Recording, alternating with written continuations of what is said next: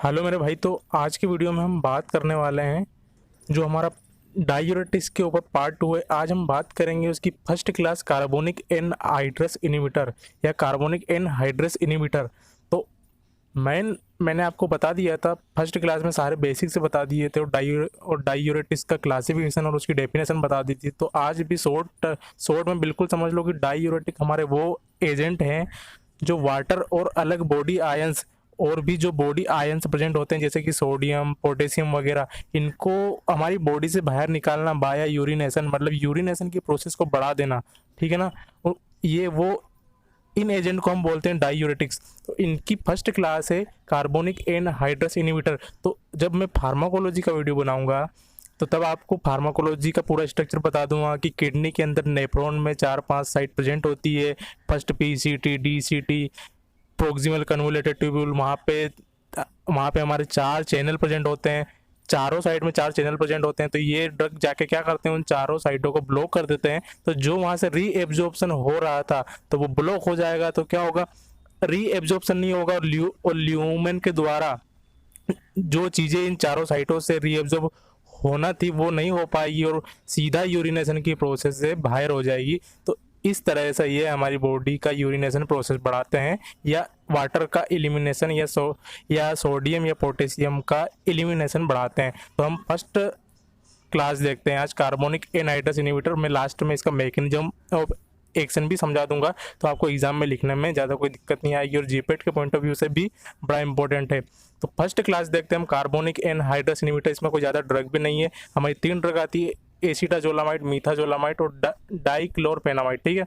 इसकी chemical class है 1,3,4 थायाडाइएजोल। मैंने कल क्लास में बता दिया था, आज भी बता दे रहा हूँ कि थाया का मतलब, क्योंकि यहाँ पे कहीं ना कहीं हमारी हिट्रोकेमिस्ट्री काम कर रही है। तो थाया का मतलब सल्फर होता है, एज का मतलब, थाया का मतलब सल्फर होता है, एजा का मतलब नाइट्रोजन होता है, ओक्सा का मतलब ऑक्सीजन होता है, फोस्फा का मतलब फास्फोरस होता है। ठीक है। तो अभी क्या बोल रहा है, ये सीधा सीधा बोल रहा है 1,3,4। और मैंने आपको एक ट्रिक भी बताई थी, इरेटोलिन इपोक। तो यहाँ पे ओल का मतलब होता है 5 मेंबर। पहले रिंग बना लो और उसमें कहीं पे भी नंबरिंग कर, तुम कहाँ से भी कर दो, 1 2 3 4 5। उसमें ऑल का मतलब होता है 5 मेंबर, तो उसमें तुम 5 नंबरिंग कर दो, कहाँ से भी स्टार्ट करके कहाँ भी खत्म करा दो। और ये फिर खुद ही बोल रही है क्लास की 1 पोजीशन पे थाया लगा दो, मतलब फर्स्ट पोजीशन पे आप सल्फर लगा दो और बाकी 3 और 4 पे डाई एज मतलब 2 नाइट्रोजन लगा दो, एक 3 पोजीशन पे लगा दो और एक 4th पोजीशन पे लगा दो। तो ये हमारी क्लास बन जाएगी 1,3,4 थाया डाईएजोल। और जिसने जो डायरेक्ट ये वीडियो देख रहा है तो वो फर्स्ट वीडियो देख के आ जाए तो उसको और अच्छी समझ आ जाएगा। नहीं तो वैसे मैंने यहाँ पे बताई दी है, आपको समझ आ ही जाना चाहिए। तो अब हम स्टार्ट करते हैं हमारी फर्स्ट क्लास। और हम इस वीडियो में स्ट्रक्चर एक्टिविटी रिलेशनशिप भी पढ़ेंगे। हम चारों पांचों क्लास की सबकी अलग अलग स्ट्रक्चर एक्टिविटी रिलेशनशिप पढ़ेंगे। जैसे कि आज के वीडियो में हम कार्बोनिक एनहाइड्रस की बात कर रहे हैं तो हम इस केमिकल क्लास की स्ट्रक्चर एक्टिविटी रिलेशनशिप के बारे में पढ़ेंगे। और फिर हमको थायाजाइड, लूप डायूरेटिक्स और पोटेशियम स्पेयरिंग डायूरेटिक्स का भी एसीआर पढ़ना है। तो हम अभी फर्स्ट क्लास को स्टार्ट करते हैं। तो हमारी फर्स्ट क्लास है कार्बोनिक एनहाइड्रस इनहिबिटर। ये फार्माकोलॉजिकल लेवल से हो गई। कार्बोनिक एनहाइड्रस इनहिबिटर सही बोल रहा है वो कि एक कार्बोनिक एनहाइड्रस एंजाइम है। तो ये जितनी भी ड्रग है वो इस एंजाइम को ब्लॉक करेगी। तो इस क्लास का नाम हो गया कार्बोनिक एनहाइड्रस इनहिबिटर। पर यहाँ पे हमको इससे कोई लेना देना नहीं है, हमको केमिकल क्लास से मतलब है।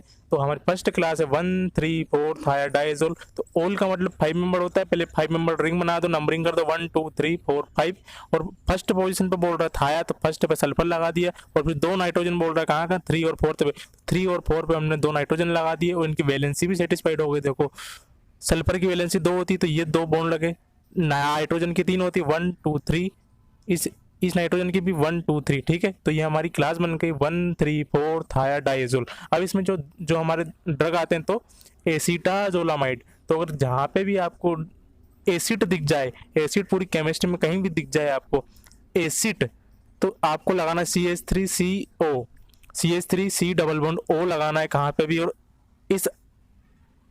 इससे ही आप याद रख लेना, एसिड से आपको याद रखना है CH3C डबल बॉन्ड O। और अमाइड से आपको याद रख लेना है NH2, तो इससे ही आपको पता लग जाएगा एसीटामाइड। एसीटामाइड तो इस ड्रग में क्या होता है, एसीटामाइड ग्रुप भी प्रेजेंट होता है, तो वो इसकी ट्रिक मैंने आपको यहीं से बता दी, बाकी हम अभी बता रहा हूँ।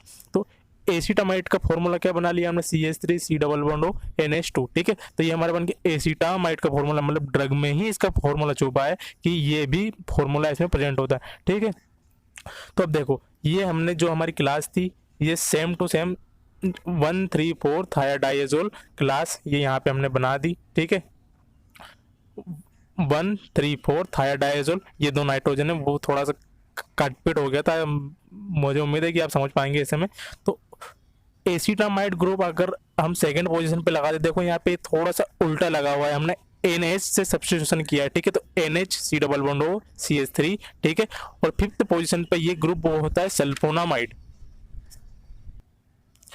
तो इस क्लास में आपको अच्छे से याद रखना है कि डायूरेटिक्स में कहाँ भी आप कोई सी भी ड्रग पढ़ रहे हो उसमें सल्फोनामाइड ग्रुप जरूर होगा। और सल्फोनामाइड ग्रुप कौन सा होता है, SO2 NH2, S double bond O मतलब SO2 NH2, तो हम इसी को बोलते हैं सल्फोनामाइड। और सल्फोनामाइड अगर कहीं किसी से जुड़ा हो तो उसका नाम क्या हो जाता है, सल्फामोइल, ठीक है। सल्फामोइल इसका नाम हो जाता है। जैसे यहाँ पे 5 से ही सल्फोनामाइड फिफ्थ पोजीशन से सल्फोनामाइड ग्रुप जुड़ा है, तो हम इसको यहाँ पे इसके केमिकल नेम जब पूरा बनाएंगे तो इसको क्या बोलेंगे, 5 सल्फामोइल, ठीक है। 5 सल्फामोइल, आप इतना समझ गए होंगे। सिर्फ सिंपल सा लिखा हुआ है कि SO2 NH2 ग्रुप को हम क्या बोलते हैं, सल्फोनामाइड, ये होता है। और अगर ये किसी से जुड़ा होता हो तो हम इसको क्या लिखते हैं, सल्फामोइल, ठीक है। तो ये सल्फोनामाइड क्यों जुड़ रहा है अभी मैं स्ट्रक्चर एक्टिविटी रिलेशनशिप में पढ़ाऊंगा। ये नेसेसरी है, नहीं तो हमारा कंपाउंड डायूरेटिक एक्टिविटी सो ही नहीं करेगा। अभी स्ट्रक्चर एक्टिविटी रिलेशनशिप में हमको यही तो पढ़ना है कि स्ट्रक्चर एक्टिविटी रिलेशनशिप मतलब हम स्ट्रक्चर में कौन कौन सी एक्टिविटी कर रहे हैं, मतलब हम स्ट्रक्चर में कौन कौन से ग्रुप लगा रहे हैं, तो वो स्ट्रक्चर क्या क्या एक्टिविटी शो कर रहा है। और इन ग्रुपों का रिलेशनशिप ही, इस प्रोसेस को ही हम बोलते हैं स्ट्रक्चर एक्टिविटी रिलेशनशिप। तो हमारी फर्स्ट ड्रग बन गई, हम इसमें केमिकल क्लास लगा देंगे 1,3,4 थायाडाइएजोल। इसमें सेकेंड पोजीशन से लगा देंगे हम एसीटामाइड CH3 C double bond O NH2। और फिफ्थ पोजीशन पे हम लगा देंगे सल्फोनामाइड। तो इसका केमिकल नेम देखते हैं हम, 5 सल्फामोइल।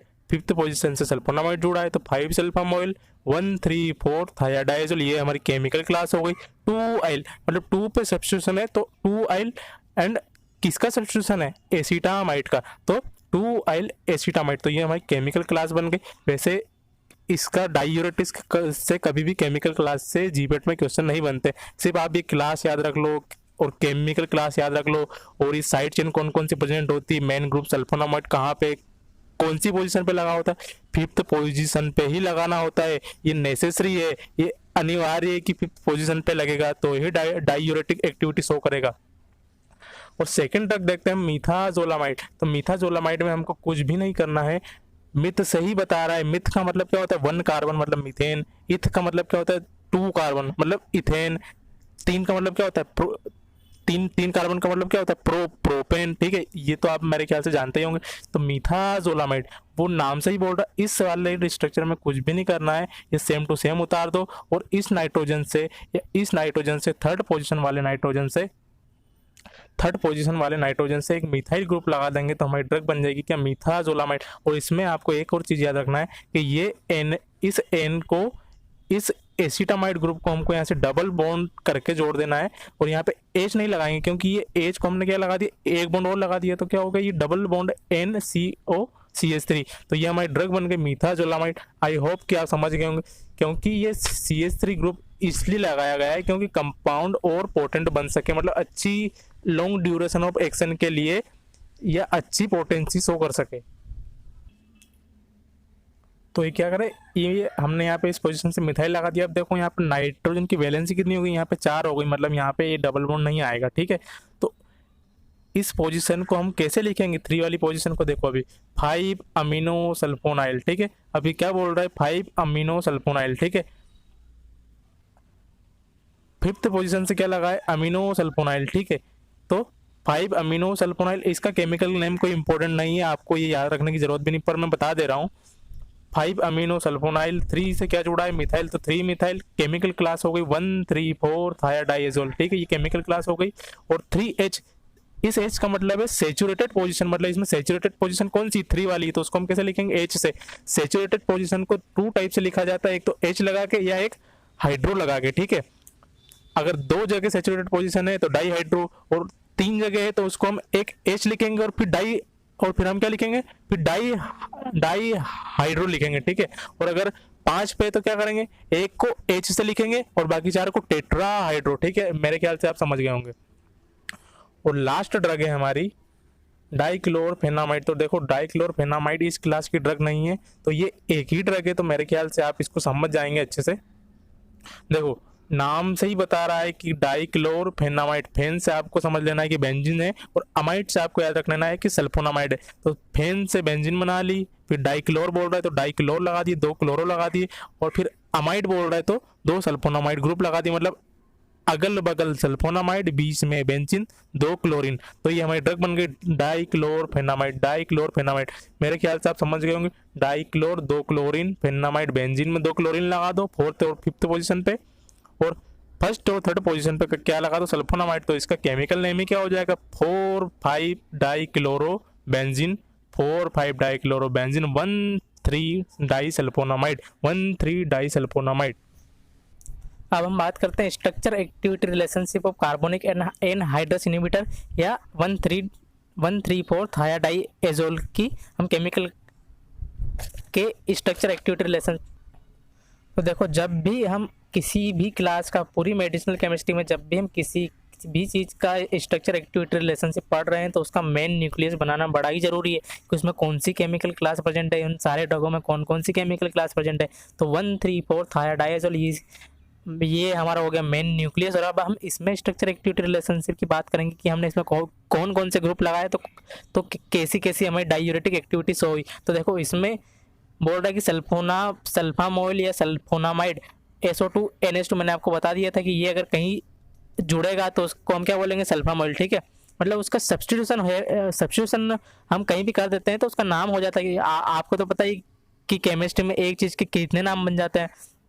तो सल्फामोइल या सल्फोनामाइड ग्रुप इज नेसेसरी या इसेंशियल फॉर डायूरेटिक एक्टिविटी, मतलब 5th पोजीशन पे ये इसेंशियल है। मैं पोजीशन लिखना भूल गया हूँ, पर ये 5th पोजीशन पे हमारा इसेंशियल है लगाना, ठीक है। और substitution of methyl group on A 3 position nitrogen, मतलब अगर आपने मिथाइल ग्रुप का 3rd पोजीशन वाले नाइट्रोजन पर सब्स्टिट्यूशन किया तो हमको एक ड्रग मिलेगा जिसका नाम है मीथाजोलामाइड, और वो प्रोडक्ट अच्छी carbonic anhydrase inhibitor activity show करेगा और मोर पोटेंट रहेगा, ठीक है। और इसमें अगर 4th पोजीशन पे हमने सल्फोनामाइड ग्रुप लगा दिया, अगर हमने 4th पोजीशन पे सल्फोनामाइड ग्रुप लगा दिया, और 3rd पॉइंट है हमारा कि 4th पोजीशन पे अगर हम सल्फोनामाइड ग्रुप लगाते हैं तो कंपाउंड एरोमेटिक प्रॉपर्टी शो करेगा या एरोमेटिक कैरेक्टर शो करेगा, ठीक है। तो अब हम कुछ फार्माकोलॉजिकल व्यू से कुछ मेन पॉइंट का डिस्कस करेंगे, ताकि आप अगर डायरेक्ट डायूरेटिक केमिस्ट्री पढ़ रहे हो तो आपको केमिस्ट्री तो समझ में आ गई होगी, पर अब तक उसकी कोलॉजी के बारे में कुछ अंदाज़ा नहीं लगा होगा। तो मैं फिर भी यहाँ पे बता देता हूँ कि आपको डायूरेटिक्स के बारे में या इसकी 1st क्लास के बारे में थोड़ा बहुत तो नॉलेज ही हो ही जाए, ठीक है। तो हमारा ये 1st है कार्बोनिक एनहाइड्रस इनहिबिटर ब्लॉक और inhibit the enzyme carbonic anhydrous. देखो ये तो बहुत बेसिक पॉइंट है, आप उसके नाम से ही पता लगा सकते हो कि जो हमारे कार्बोनिक एनहाइड्रस इनहिबिटर है वो क्या करेंगे, कार्बोनिक एनहाइड्रस एंजाइम को ब्लॉक करेंगे। और carbonic anhydrase inhibitor work on का ये कहाँ पे काम करते हैं, इनकी लोकेशन क्या है। तो ये फर्स्ट जो हमारा नेफ्रॉन में जो फर्स्ट साइट होती है PTC प्रोक्सिमल कन्वोलेटेड ट्यूब्यूल्स या PT सेल प्रोक्सिमल ट्यूब्यूल्स में ये काम करते हैं। और वहाँ पे एक साइट प्रेजेंट होती है सोडियम हाइड्रोजन एक्सचेंजर। मतलब अगर सोडियम अगर अंदर आ रहा है तो ये क्या है, ये बाहर जा रहा होगा, ठीक है, एक्सचेंजर है ये दोनों। तो PTC present site 1 channel is sodium hydrogen exchanger, और इनको आल्सो वीक डायूरेटिक्स भी बोला जाता है। अब हम बात करते हैं mechanism of action of carbonic anhydrase inhibitor या एसिटाजोलामाइड या मिथाजोलामाइड या वीक डायूरेटिक्स। ठीक है, तो वैसे वीक डायूरेटिक्स जब आप फार्माकोलॉजिकल क्लासिफिकेशन पढ़ोगे तो वीक डायूरेटिक्स में और भी एक दो कैटेगरी आती है, पर इनको भी वीक डायूरेटिक्स बोला जाता है क्योंकि ये इतना ज़्यादा रीएब्जॉर्प्शन के लिए रिस्पॉन्सिबल नहीं होते। सबसे ज़्यादा जो रीएब्जॉर्प्शन के लिए रिस्पॉन्सिबल होते हैं वो है लूप डायूरेटिक्स, क्योंकि वहाँ पर साइट प्रेजेंट होती है सोडियम पोटेशियम 2 क्लोराइड को ट्रांसपोर्टर। ठीक है, तो वहाँ से सबसे ज़्यादा रीएब्जॉर्प्शन होता है। तो अभी हम मैकेनिज्म ऑफ एक्शन में बात कर रहे हैं किसकी, कार्बोनिक एनहाइड्रस की या एसिटाजोलामाइड की। ठीक है, तो ये देखो पीटी सेल में या प्रोक्सिमल कन्वोल्यूटेड ट्यूबुल्स में हम बात कर रहे हैं। देखो ये एक साइड है ब्लड, मतलब रीएब्जॉर्ब होकर कहाँ जा रही है ये चीज़ें, ये इस चैनल के द्वारा रीएब्जॉर्ब होकर कहाँ जा रही है, ब्लड में जा रही है। ठीक है, अच्छे से समझना, अच्छे से समझो, ये चीज़ें कहाँ जा रही है, रीएब्जॉर्ब होकर ब्लड में। और ये साइट 1 चैनल प्रेजेंट है, यहाँ पे सोडियम हाइड्रोजन एक्सचेंजर, अगर सोडियम अंदर आ रहा है तो एच बाहर जा रहा है। और ये यहाँ पे क्या है हमारा ल्यूमेन, मतलब ये सारी चीज़ें कहाँ जा रही, ये सारी चीज़ें ल्यूमेन से होकर कहाँ जा रही थी, बाय यूरिनेशन प्रोसेस के द्वारा हमारी बॉडी से बाहर होने जा रही थी। ठीक है, तो ये हमारा ल्यूमेन हो गया, ब्लड हो गया, और ये चैनल है जो इसको रीएब्जॉर्ब करने का काम कर रहा था। तो अब हमको यहाँ पे इसका मैकेनिज्म ऑफ एक्शन देखना है। देखो H2CO3 को बोला जाता है कार्बोनिक एसिड, ये फॉर्मूला है, ये आप नाम याद रख लो, नहीं तो आपको अभी कुछ समझ में नहीं आने वाला है। H2CO3 को बोला जाता है कार्बोनिक एसिड, और अगर इसमें से H बाहर निकाल दें तो HCO3 माइनस को बोला जाता है बाइकार्बोनेट, और अगर बाइकार्बोनेट में सोडियम लगाते हैं तो क्या बन गया, सोडियम बाइकार्बोनेट। अब ये सोडियम बाइकार्बोनेट ल्यूमेन के द्वारा होता हुआ बाय यूरिनेशन प्रोसेस को द्वारा इसको बाहर जाना था, पर ये जो चैनल है सोडियम हाइड्रोजन एक्सचेंजर, ये क्या काम कर रहा है, इसको रीएब्जॉर्ब करने का काम कर रहा है, और कहाँ पे भेज रहा है, सीधा ब्लड में। तो ये प्रोसेस कैसे हो रही है, NaHCO3 NaHCO3 ये इसका ब्रेक डाउन हो रहा है और सोडियम अंदर जा रहा है, मतलब ये यहाँ से इसको रीएब्जॉर्ब कर ले रहा है, और ये H आयन, ये H+ आयन फिर से बाइकार्बोनेट के साथ मिलकर क्या बना रहा है, कार्बोनिक एसिड बना रहा है। और यहाँ पे कार्बोनिक एनहाइड्रस एंजाइम प्रेजेंट है जो क्या कर रहा है, जो इसको ब्रेक कर रहा है दो चीज़ों में, H2O और CO2। तो यही H2O और CO2 क्या करते हैं, यही H2O और CO2, H2O + CO2, और यहाँ पे भी यही वाला एंजाइम काम करता है। और यहाँ पे भी ये कौन सा, कार्बोनिक एनहाइड्रस एंजाइम काम करता है, कार्बोनिक एनहाइड्रस, और ये फिर से इसको किस में कन्वर्ट कर देता है, भैया अभी किस में तोड़ रहा था, H2 और CO2 में, तो ये H2 और CO2 में इसको कन्वर्ट कर देता है, मतलब कार्बोनिक एसिड में इसको कन्वर्ट कर देता है। और यही कार्बोनिक एसिड फिर से टूटता है और इसमें से H+ आयन चला जाता है, और बाकी HCO3 इधर चला जाता है। ठीक है, ये HCO3, तो ये वाला जो सोडियम है ये बाया इस प्रोसेस के द्वारा कहाँ जा रहा है, ब्लड में जा रहा है। ठीक है, अब क्या होगा, ये NaCO3 टूटा, HCO3 के साथ H+ मिला, कार्बोनिक एसिड बना, कार्बोनिक एसिड को कार्बोनिक एनहाइड्रस ने तोड़ दिया, तो ये फिर से अंदर गया, और फिर से इसी एंजाइम ने इनको जोड़ने का भी काम किया। तो H+ आयन इधर गया, HCO3 माइनस, मतलब बाइकार्बोनेट यहाँ पे गया, और इसने सोडियम के साथ फिर से क्या बना लिया, सोडियम बाइकार्बोनेट। मतलब अगर ये नहीं टूटता तो ये सीधा चला जाता। तो यहाँ पे हमारा ड्रग है जो एसिटाजोलामाइड या कार्बोनिक एनहाइड्रस इनहिबिटर, वो क्या कर रहे हैं, वो इस एंजाइम को ब्लॉक कर रहे हैं। ठीक है, इस एंजाइम को क्या कर रहे हैं, इनहिबिट कर रहे हैं। सिंपल सा मैकेनिज्म है, इसको क्या कर रहे हैं, इनहिबिट कर रहे हैं।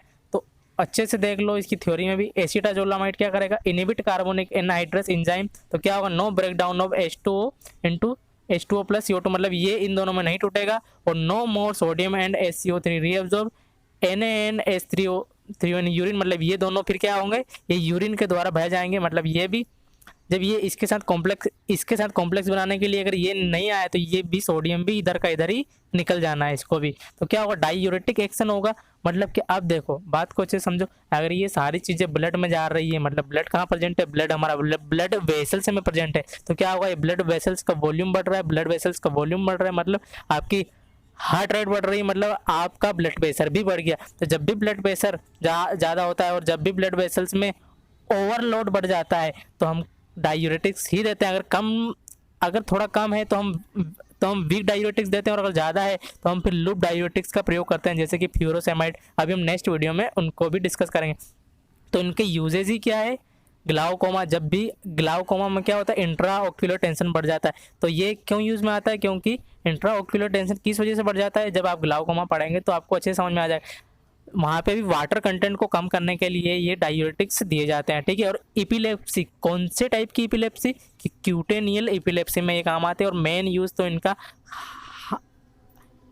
हाइपरटेंशन और हार्ट फेल्यूर, मेन यूज़ तो इनका यही है, हाइपरटेंशन, हार्ट फेल्यूर, इडेमा। जितने भी डायूरेटिक्स है सब के सब आना है, सभी हाइपरटेंशन में आना। जब भी आप किसी भी बुक में हाइपरटेंशन का क्लासिफिकेशन उठा के देख लो, डायूरेटिक्स ही आना। इसीलिए मैं आपको डायूरेटिक्स टॉपिक पहले पढ़ा रहा हूँ, उसके बाद कार्डियोवैस्कुलर डिजीज की सारी ड्रग पढ़ाऊंगा, क्योंकि उनमें सारी चीज़ें मिल जाती, जैसे बीटा ब्लॉकर, डायूरेटिक्स, तो उनका बड़ा क्लासिफिकेशन पड़ जाता है। पर जो मैं वहाँ पे ये आपको चीज़ें नहीं पढ़ाऊंगा, वहाँ पे ओनली इस वीडियो की लिंक डाल दूंगा, तो आप वहाँ से जो ड्रग है वो आप यहाँ से पढ़ लेंगे। बाकी जो मेन जो उसी की ड्रग है, जैसे एंजियोटेंसिन वगैरह वाली जो ड्रग है, वो हम वहाँ पे डिस्कस करना है हमको। तो गाइस, अगर आपको ये वीडियो पसंद आए तो प्लीज़ लाइक करो, शेयर करो। और केमिस्ट्री में अगर आपको और भी कहीं डाउट जा रहा है तो आप प्लीज़ पूछ सकते हैं, या मैं कमेंट कर सकते हैं। और प्लीज़ चैनल को सब्सक्राइब कर लो यार। Thank you.